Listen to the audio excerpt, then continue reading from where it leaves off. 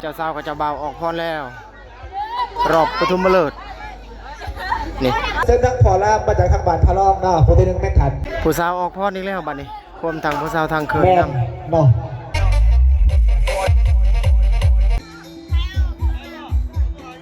งานแต่งอีกจุดหนึ่งที่สรีมาเปิดคลิปในจุดนี้เลยพี่น้องเก็บภาพโดยรวมทั้งหมดพุ่นแหละทั้งโตทั้งตัง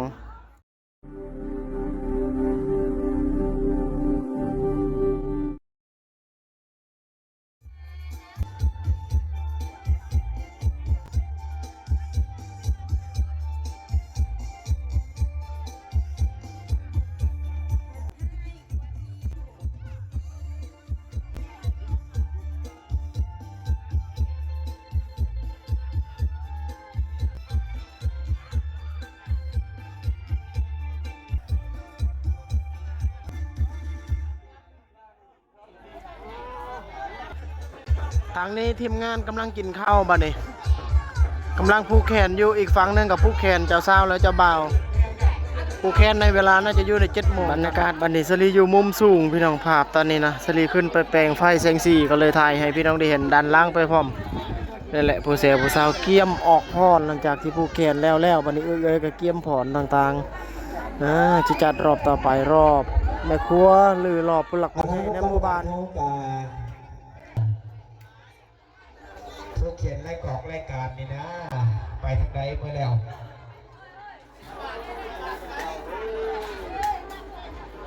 สีจัดรอบบัดนี้จะสาวจะบ่าวรอบตึ้มเลิศ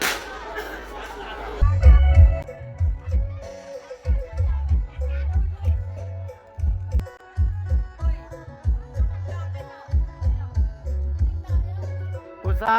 วบัดนี้เจ้าสาวกำลังสิออกพรบัดนี้นี่เด็กเจ้าสาวกับเจ้าบ่าวออกพรแล้วรอบปฐมฤกษ์นี่ในเวลาที่พอดีเจ้าบ่าวอยู่บ้านพะลองยามอีกครั้งหนึ่งโบเจ้าบ่าวนี่บ่ออกมากบ่ให้แต่ผู้สาวบ้านก็คิดออกผู้เดียวว่าสัตว์หม่อยจ่อยว่าโอ้ยสงสัยยายผู้สาวคงฮิตบ่กำลังออกมาผู้ใดออกให้แต่ก็สมควรให้คนเราท่านกีบนะสุก3 แสนก็มีสุก4 แสนก็มีผู้สาวออกพรบัดนี้นี่ครบแล้วหาน้องสาวบัดนี้เอาเส้นๆทั้งพอลามาจากทางบ้านพะลองเนาะผู้ที่นึงแม่ขันพอบนมีบ่แล้วผู้ที่2เป็นพออาเมลผู้ที่3เป็นพอจอนนี่ผู้ที่4เป็นพอกระตังผู้ที่5เป็นพออาวุธเปิดมาได้สุด3 เซนในเส้นๆพอบนมีน้ำหนาพาทางแล้วก็พออาเมลจัดรอบทางเคยและผู้สาวบ้านกองหินบ้านเจ้าภาพผู้สาวประคบนี่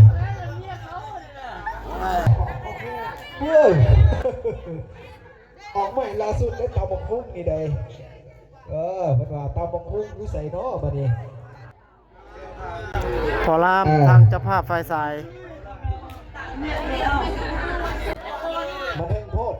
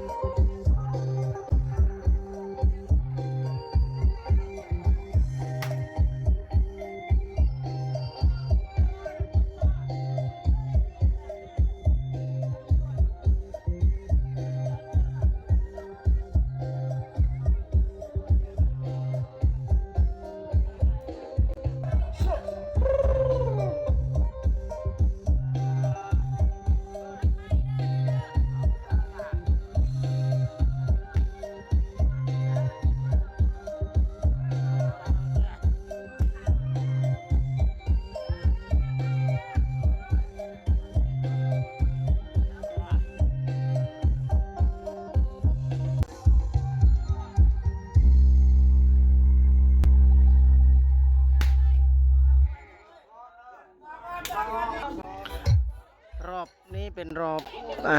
ผู้สาวบ้านกองหินบ้านเจ้าภาพไฟยิงเพิ่นพรกับมาแล้วตามบังฮุกมาแล้วทางเคย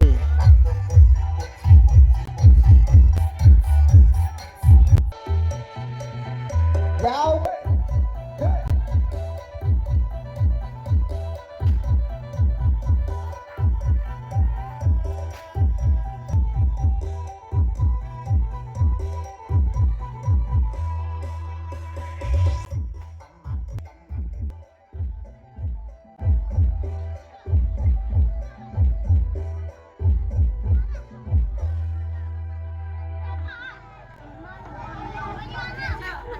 เจียวกัดไก่ตับบักคุกว่าสั่ง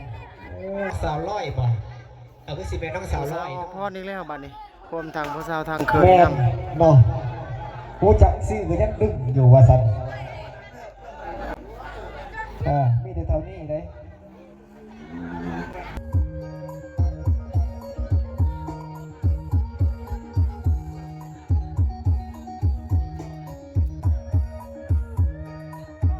มาเบิ่งตลาดตะลี่เพิ่นขายเครื่องในตอนกลางคืนพี่น้องบัดนี้บ้านนี้ก็เป็นอีกหนึ่งหมู่บ้านที่ขายเครื่องที่ว่าหลายเด้สำหรับกลางคืนนี่อันนี้ก็อีกจุดหนึ่งเพิ่นขายจามขายปิงหลายอย่างเลยขายหลายอย่างเลยฝั่งนี้ก็แม่นหมดนี่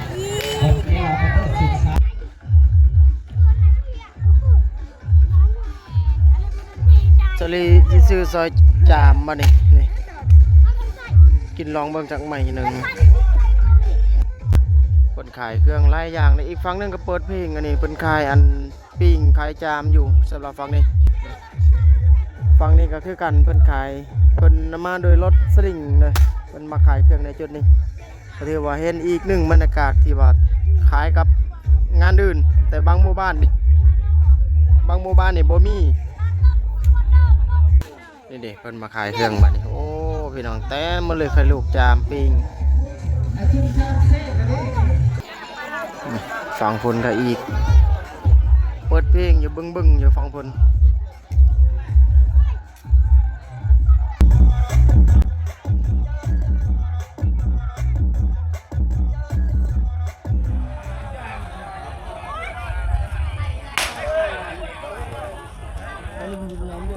พุ่นและบรรยากาศผู้คน เอาเป็นว่าเราจะได้แก่เป็นเกียรติทั้งแม่ครัวเนาะ ภาพมุมกว้างสลีออกนอก เป็นว่ารอบพิเศษ ส เนาะ ถานที่งานนะทั้งพุ่นแหละ น้ำตาพระทางก็คือ ห่างจากจุดนี้ประมาณ30 เมตร แม่บัวลา ไปหาตู้จากจุดที่สลีไทยในตอนนี้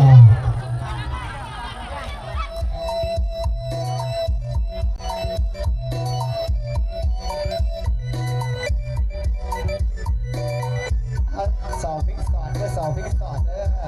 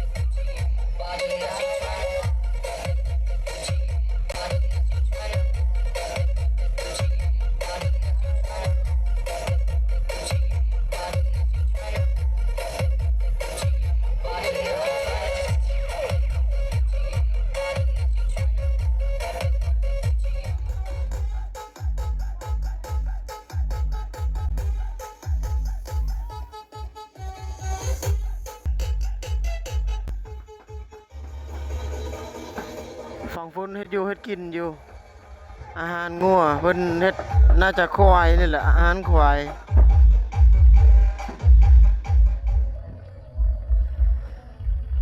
สบายดีตอนเช้าพี่น้องบรรยากาศในหมู่บ้านตอนเช้าพุ่นแหละฝั่งงานแต่งนะพุ่นแหละทางนั้นฝั่งนั้นของอันฝ่ายใหญ่อยู่ทางกลางหมู่บ้านอันนี้นะบรรยากาศตอนเช้าชลีมาล้างหน้าล้างตาในจุดนี้บ่อนน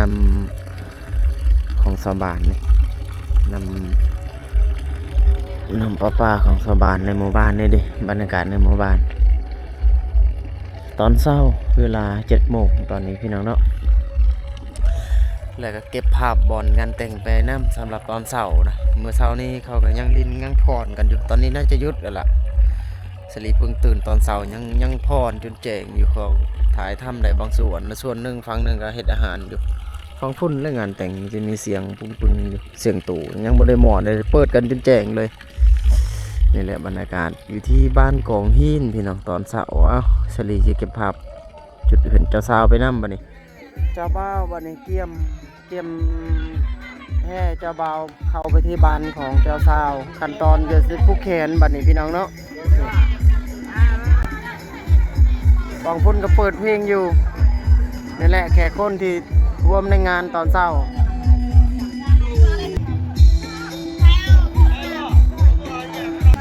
เจ้าบ่าวสิขึ้นเรือนเจ้าสาวแล้วพี่น้องขั้นตอนต่อไปบัดนี้นี่แหละเจ้าบ่าวบ้านพะลองบัดนี้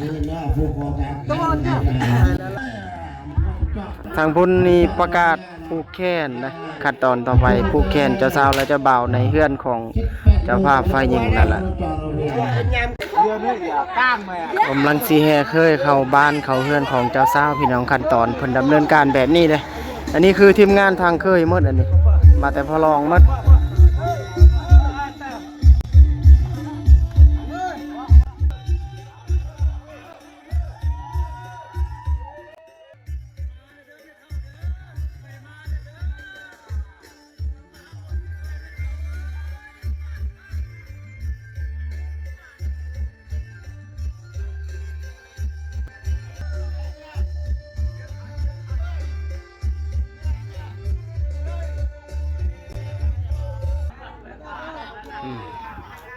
บรรยากาศบัดนี้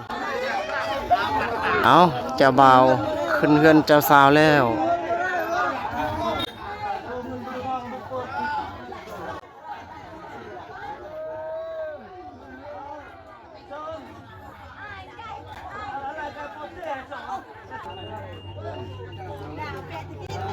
เจ้าบ่าวขึ้นเรือนแล้วบัดนี้เจ้าสาวลงมาฮับนี่แหละขั้นตอนพี่น้องบัดนี้เจ้าสาวลงมาฮับนี่เจ้าสาวดึงขึ้นไปบัดนี้นี่แหละขั้นตอนเอา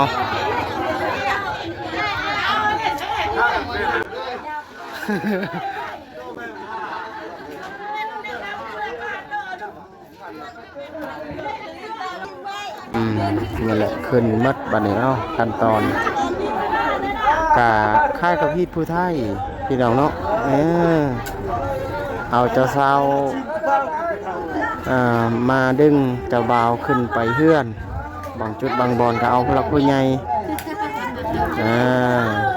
นี่แหละทีมงานเจ้าบ่าวหมู่เพื่อนของเจ้าบ่าวเดินทางมาแต่พะลองเพิ่นเลยเพิ่นเลยนี่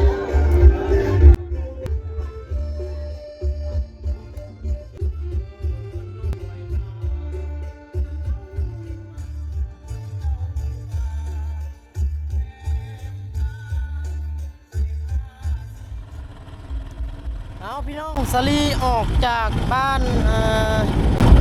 กองหินบ้านกองหินนี่แหละบ้านกองหินทางลังสลีนี่แหละบ้านกองหินแล้วนั่นก็คืองานแต่งที่สลีถ่ายทำในจุดนี้พี่น้องนะสลีสิเดินทางไปที่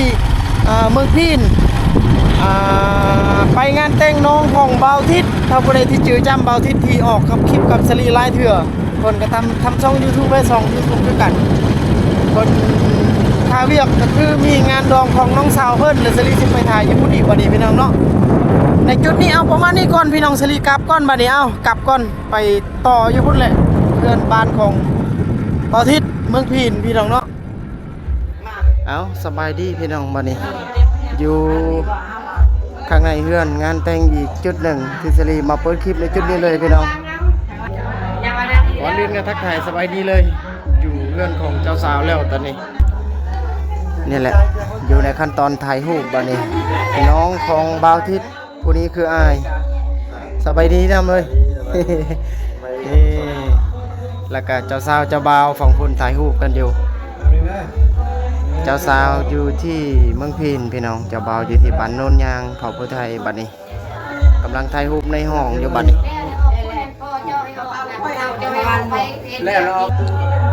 กำลังอยู่ในขั้นตอนนั้น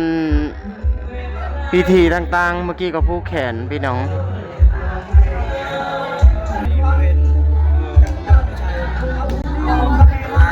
เป็นงานแรกที่สิริเข้ามาถ่ายในเมืองพี่น้องเนาะถ่ายในเมือง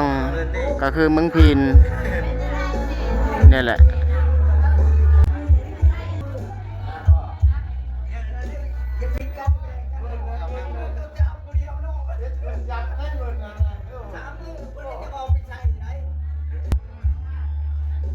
กำลังอยู่ในขั้นตอนดำเนินการพิธี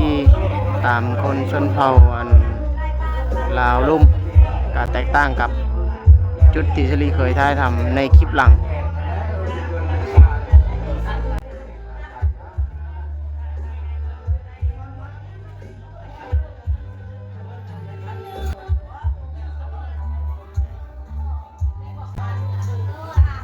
โอ้ผู้สาวกำลังไล่เขามาบัดนี้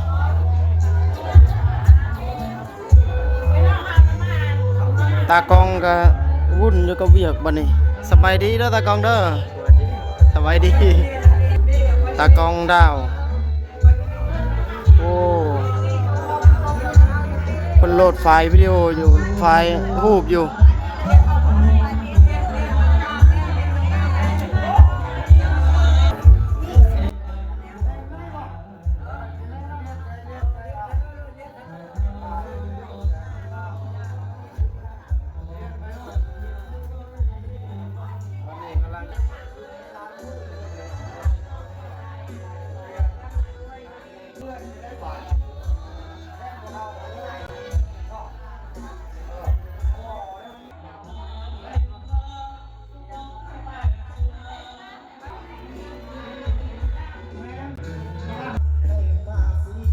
สลีปอนซองเขาเลย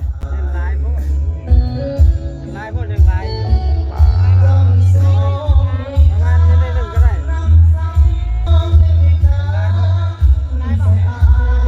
แห้งนะเรา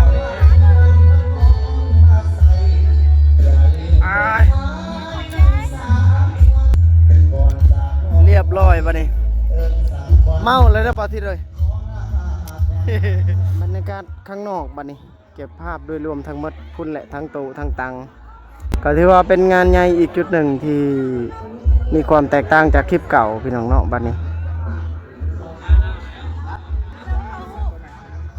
พี่น้องนั่นคืองานแต่งที่สลีท้ายทำในเขตเมืองพีนเป็นคลิปที่ผสมผสานออกจากบ้านกองหินแล้วมาต่อในนั่นก็คือเฮือนของบ่าวทิศเนาะหมู่ที่รู้จักกันน้องเพิ่นเอาพัวแล้วก็ถึกบัตรเชิญก็ถึกบัตรเชิญบัดแล้วไปส่งบัตรเชิญน้อยหนึงถ่ายทำเท่าที่สลีถ่ายได้แล้วก็กลับบัดนี้กลับต่องานอยู่บ้านอีกอยู่บ้านก็มีงานนี่ทางหลังพี่น้องนี่เพิ่นเกี่ยมงานอยู่ต่อในคลิปที่2บัดนี้เอ้ารุ่นนำกันกลายเป็นคลิปที่3บัดนี้ขอบคุณเจอกันใหม่ในโอกาสหน้าบัดนี้คลิปนี้เอาประมาณนี้ก่อน